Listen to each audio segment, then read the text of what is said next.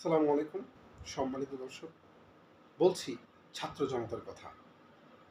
দিনের পর দিন যখন আন্দোলন সংগ্রামের মধ্য দিয়ে বয়স সীমা বাড়ানোর জন্য কষ্ট করে যাচ্ছে, ঠিক সেই সময় সরকার নীরব।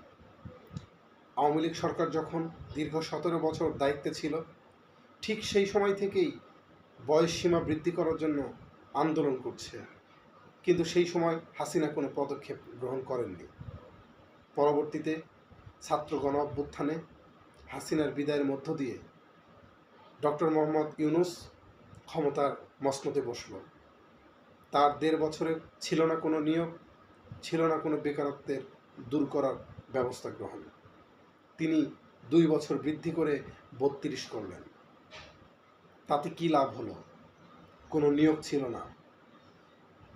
যে সময়টুকু ছিল সেই সময় পেয়েও কাজে লাগাতে পারেনি হাজার হাজার লাখ লাখ শিক্ষার্থী। পরবর্তীতে ইউনূস সরকার বিদায়ের মাধ্যমে বিএনপি নিরঙ্কুশ বিজয়ের মধ্য দিয়ে সরকার গঠন করল।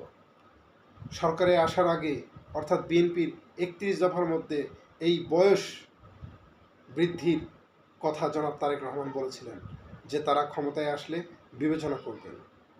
ক্ষমতায় প্রায় 2 মাস যাচ্ছে, এখন পর্যন্ত ছাত্র জনতার মুখের হাসি ফোটাতে পারেনি।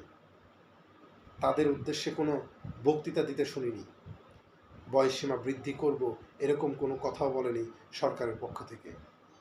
তাহলে হাজার হাজার লাখ লাখ শিক্ষার্থীর ভবিষ্যৎ কী হবে? কী হবে উচ্চতর ডিগ্রি নিয়ে? আসুন আমরা সবাই ঐক্যবদ্ধ হয়ে মাঠে নামি, আন্দোলন করি। বিশ্বের অনেক দেশেই এই বয়সসীমা নেই, অর্থাৎ বাংলাদেশে যেমন নির্ধারিত 32 একটা নির্ধারণ করে দিয়েছে সরকার, অনেক দেশেই এটি নেই। যেমন ইউরোপ কান্ট্রিতে আপনি যাবেন, যুক্তরাষ্ট্রে, অস্ট্রেলিয়াতে বিভিন্ন জায়গায় যাবেন, বয়সসীমা নেই। কিছু ক্ষেত্র বিশেষ, যেমন আইন শৃঙ্খলাতে ওইখানে বয়স নির্ধারণ করা আছে, সেটা থাকবে, ওটা লাগবে। আদার্স কোনো কিছুতে বয়স নির্ধারণ করা নেই। কিন্তু বাংলাদেশে হচ্ছে না কেন? চোখ রাখুন পারভেজ 360 ডিগ্রি চ্যানেলে। আপনাদের মূল্যবান মতামত কমেন্টে জানান। চ্যানেলটি সাবস্ক্রাইব করে পরবর্তীতে ভিডিও আপডেট পেতে পাশেই থাকুন।